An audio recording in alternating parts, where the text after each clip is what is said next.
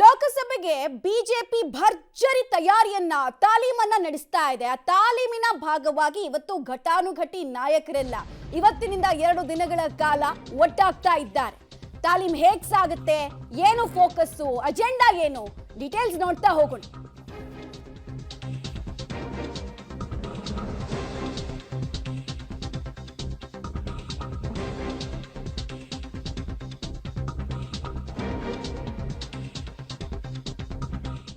ದೆಹಲಿಯಲ್ಲಿ 2 ದಿನಗಳ ಕಾಲ ಬಿಜೆಪಿ ರಾಷ್ಟ್ರೀಯ ಸಮಾವೇಶವನ್ನ ಹಮ್ಮಿಕೊಳ್ತಾ ಇದೆ. ಪ್ರಧಾನಿ ಮೋದಿ, ಗೃಹ ಸಚಿವ ಅಮಿತ್ ಶಾ ಹಾಗೂ ಜೆಪಿ ನಡ್ಡಾ ಈ ಸಮಾವೇಶದಲ್ಲಿ ಪಾಲ್ಗೊಳ್ತಾ ಇದ್ದಾರೆ. ಇಷ್ಟು ಮಾತ್ರ ಅಲ್ಲ, ಕೇಂದ್ರದಲ್ಲಿ ಮತ್ತೆ ಬಿಜೆಪಿಯನ್ನ ಅಧಿಕಾರಕ್ಕೆ ತರೋದಕ್ಕೆ ಕಹಳೆಯನ್ನ ಇಲ್ಲಿಂದಲೇ ಮೊಳಗಿಸ್ತಾ ಇದ್ದಾರೆ.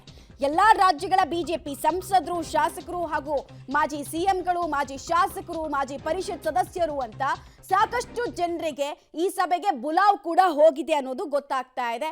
ಈ ಸಭೆಯಲ್ಲಿ ಪ್ರಧಾನಿ ನರೇಂದ್ರ ಮೋದಿ ಅವರು ಚುನಾವಣಾ ಚಾಣಾಕ್ಷತೆ ಹೇಗೆ ಪ್ರದರ್ಶನ ಮಾಡಬೇಕು ಅನ್ನೋದ್ರ ಬಗ್ಗೆ ಟಿಪ್ಸ್ ಕೊಡ್ತಾರೆ ಅಂತ ಹೇಳಲಾಗ್ತಾ ಇದೆ.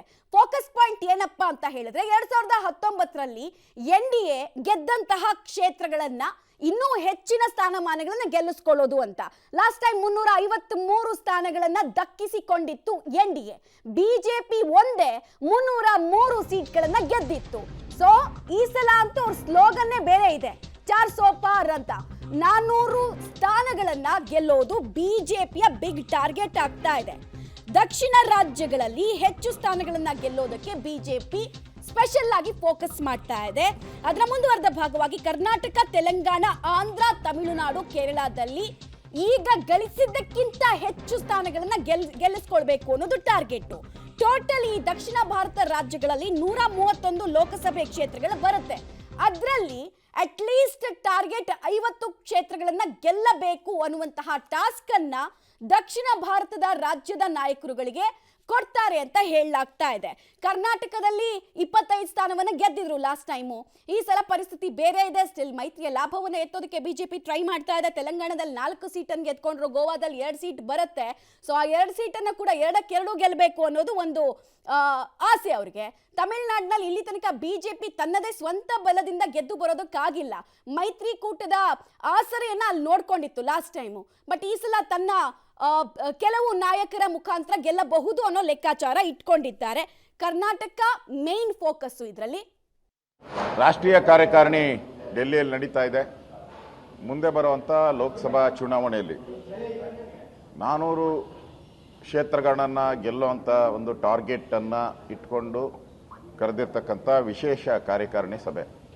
ಸುಮಾರು 12,000ಕ್ಕೂ ಹೆಚ್ಚು ಜನ ಬರ್ತಾ ಇದ್ದಾರೆ ಅನ್ನೋ ಮಾಹಿತಿ ಕೂಡ ಇದೆ. ಅದೃಷ್ಟ ಪ್ರತಿ ಲೋಕಸಭೆ ಮತ್ತು ಪ್ರತಿ ವಿಧಾನಸಭಾ ಕ್ಷೇತ್ರದಿಂದನೂ ಕೂಡ ಕಾರ್ಯಕರ್ತರು ಬಂದಿದ್ದಾರೆ, ಮುಖಂಡರು ಬಂದಿದ್ದಾರೆ. ನಮಗೆಲ್ಲ ಸ್ಫೂರ್ತಿದಾಯಕವಾಗಿರ್ತಕ್ಕಂಥ ನರೇಂದ್ರ ಮೋದಿ ಮತ್ತೊಮ್ಮೆ ಈ ದೇಶದ ಪ್ರಧಾನಿ ಆಗಬೇಕು ಅನ್ನೋ ಒಂದು ಸಂದೇಶವನ್ನು ಇಲ್ಲಿಂದ ನಾವೆಲ್ಲ ತಗೊಂಡೋಗ್ತಾ ಇದ್ರಿ. ನಾವು ಈಗಲಿಂದಾನೇ ಚುನಾವಣೆ ಯಾವತ್ತನ ಡಿಕ್ಲೇರ್ ಮಾಡಲಿ, ಚುನಾವಣೆ ನಾಮಿನೇಷನ್ ಯಾವತ್ತಿಂದನೂ ಆಗಲಿ, ಆದರೆ ಇಲ್ಲಿಂದ ಹೊರಟ ತಕ್ಷಣವೇ ನಾವೆಲ್ಲರೂ ಕೂಡ ನಮ್ಮ ಭಾರತೀಯ ಜನತಾ ಪಕ್ಷದ ರಾಷ್ಟ್ರೀಯ ಕೌನ್ಸಿಲ್ ಮೀಟಿಂಗು ನಡೀತಿದೆ 2 ದಿವಸ.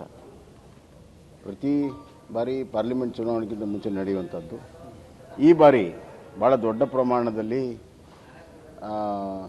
ಡೆಲಿಗೇಟ್ಸು, ಮೆಂಬರ್ಸು ಬರ್ತಾ ಇದ್ದಾರೆ. 10,000ಕ್ಕಿಂತ ಹೆಚ್ಚು ಜನ.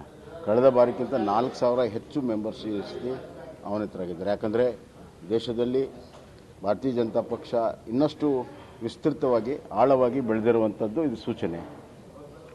ಚುನಾವಣೆಯ ತಯಾರಿ ದೃಷ್ಟಿಯಿಂದ ಹಲವಾರು ಸಲಹೆ ಸೂಚನೆಗಳು ಜನರಿಂದ ಪಡೆದು, ನಮ್ಮ ಪ್ರಮುಖರಿಂದ ಪಡೆದು ಚುನಾವಣೆ ರಣನೀತಿಯನ್ನು ಮಾಡುವಂಥದ್ದು ಪ್ರಮುಖವಾಗಿ ಬ್ರಾಡರ್ ಆಗಿ ಮಾಡುವಂಥ ಕೆಲಸವನ್ನು ಇಲ್ಲಿ ಮಾಡ್ತೀವಿ. ಭಾಳ ಅತಿ ಉತ್ಸಾಹದಿಂದ, ವಿಶ್ವಾಸದಿಂದ ಎಲ್ಲರೂ ಕೂಡ ಬಂದಿದ್ದಾರೆ. ಈ ಬಾರಿ 400ಕ್ಕಿಂತ ಹೆಚ್ಚು ಸ್ಥಾನಗಳು. ಭಾರತೀಯ ಜನತಾ ಪಾರ್ಟಿ ರಾಷ್ಟ್ರೀಯ ಸಮ್ಮೇಳನ ಇವತ್ತು ನವದೆಹಲಿಯಲ್ಲಿ ನಡೀತಾ ಇದೆ. ಆ ಒಂದು ಸಮ್ಮೇಳನದಲ್ಲಿ ಭಾಗವಹಿಸಲಿಕ್ಕೆ ನಾವೆಲ್ಲ ಬಂದಿದ್ದೇವೆ. ಕರ್ನಾಟಕದಿಂದ 100 ಜನ ಡೆಲಿಗೇಟ್ಸ್ ಇಲ್ಲಿ ಬಂದಿದ್ದಾರೆ. ಇದರಲ್ಲಿ ಪಾರ್ಟಿಸಿಪೇಟ್ ಮಾಡ್ತೀವಿ. ಬಹುಶಃ ಮಧ್ಯಾಹ್ನ ನಮ್ಮ ರಾಷ್ಟ್ರೀಯ ಅಧ್ಯಕ್ಷ ಅಂತ ಜೆಪಿ ನಡ್ಡಾಜಿಯವರು ಇದು ಉದ್ಘಾಟನೆ ಮಾಡ್ತಾರೆ. ಮತ್ತು ನಮ್ಮ ಪ್ರಧಾನಮಂತ್ರಿಗಳಂತ ನರೇಂದ್ರ ಮೋದಿಜಿಯವರು, ಇನ್ನೊಬ್ಬ ಹಿರಿಯ ನಾಯಕರಂತ ಅಮಿತ್ ಶಾ ಅವರು ಈ ಒಂದು ಸಮಾವೇಶದಲ್ಲಿ ಭಾಗವಹಿಸ್ತಾರೆ. ಇವತ್ತು ಮತ್ತು ನಾಳೆ ಸಾಯಂಕಾಲವರೆಗೆ ಈ ಕಾರ್ಯಕ್ರಮ ನಡೀತದೆ. ಇದರಲ್ಲಿ ಭಾಗವಹಿಸಿ ಇನ್ನೂ ಹೆಚ್ಚಿನ ರೀತಿಯಂಥ ಒಂದು ಉತ್ತೇಜನ ಭಾರತೀಯ ಜನತಾ ಪಾರ್ಟಿ ಸಂಘಟನೆಗೆ ಈ ಒಂದು ಸಮ್ಮೇಳನ ಮುಖಾಂತರ ಸಿಗಲಿಕ್ಕೆ ಸಾಧ್ಯ ಇದೆ ಅಂತ ನಾನು ತಿಳ್ಕೊಂಡಿದ್ದೀನಿ. ಡೀಟೇಲ್ಸ್ ಕೊಡ್ತಾರೆ, ನೇರ ಸಂಪರ್ಕದಲ್ಲಿ ಜಾಯಿನ್ ಆಗ್ತಿದ್ರೆ ಶಬೀರ್, ಬಿಜೆಪಿಗೆ ಹಿಂದಿ ಭಾಷಿಕರ ನಾಡಿನಲ್ಲಿ ಅಂದ್ರೆ ನಾರ್ತ್ ಬೆಲ್ಟ್ ಅಲ್ಲಿ ಇದ್ದಿದ್ದನ್ನ ಉಳಿಸ್ಕೊಂಡ್ರೆ ಸಾಕಾಗಿದೆ. ಆದ್ರೆ 400 ಸೀಟ್ಗಳ ಟಾರ್ಗೆಟ್ ಅನ್ನ ರೀಚ್ ಆಗಬೇಕು ಅಂದ್ರೆ ಸೌತ್ ಅಲ್ಲಿ ತನ್ನ ಬಾಹುಳ್ಯವನ್ನ ವಿಸ್ತರಿಸಿಕೊಳ್ಬೇಕಾದಂತಹ ಅನಿವಾರ್ಯತೆ.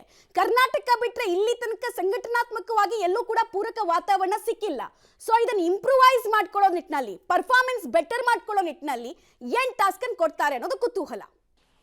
ಮಮತಾ, ಪ್ರಧಾನಮಂತ್ರಿ ನರೇಂದ್ರ ಮೋದಿ ಅವರು ಈಗಾಗಲೇ ಹೇಳಿದ್ದಾರೆ, ಬಿಜೆಪಿ 360ಕ್ಕಿಂತ ಹೆಚ್ಚು ಸ್ಥಾನಗಳನ್ನ ಮುಂಬರುವ ಲೋಕಸಭೆ ಚುನಾವಣೆಯಲ್ಲಿ ಗೆಲ್ಲುತ್ತೆ, NDA ಒಟ್ಟು 400ಕ್ಕಿಂತ ಹೆಚ್ಚು ಸ್ಥಾನಗಳನ್ನ ಗೆಲ್ಲುತ್ತೆ ಅನ್ನುವಂತ ವಿಶ್ವಾಸವನ್ನ ಅವ್ರು ಈಗಾಗಲೇ ವ್ಯಕ್ತಪಡಿಸಿದ್ದಾರೆ.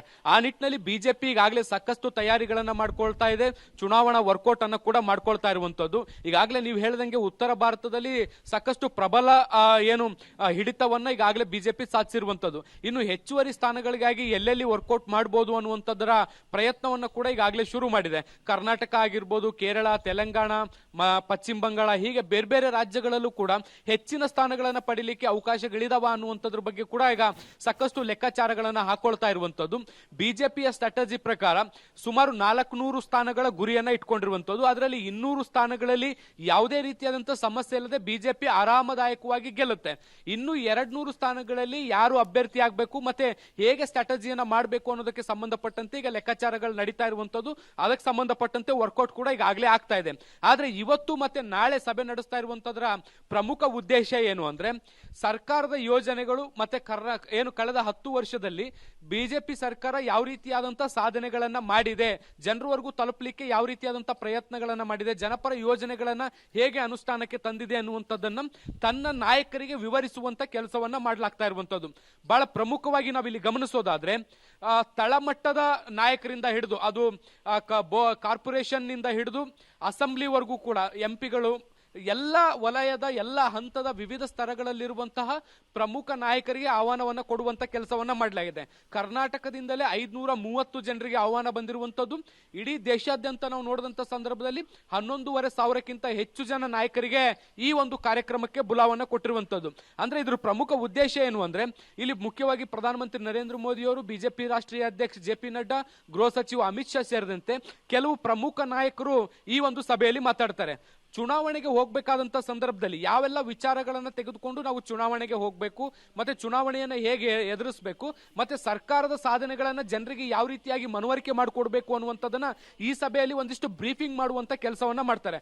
ಅದನ್ನ ಹೊರತುಪಡಿಸಿದ್ರೆ ಚುನಾವಣೆಗೆ ಸಂಬಂಧಪಟ್ಟಂತೆ ಯಾವುದೇ ರೀತಿಯಂತ ಆಂತರಿಕ ತಂತ್ರಗಳು ಅಥವಾ ಚರ್ಚೆಗಳು ನಡೆಯೋದಿಲ್ಲ. ಒಂದು ಓವರ್ ಆಲ್ ಒಂದು ಪ್ರಾಜೆಕ್ಟ್ ಅನ್ನು ಕೊಡುವಂತ ಕೆಲಸವನ್ನ ಮಾಡ್ತಾರೆ.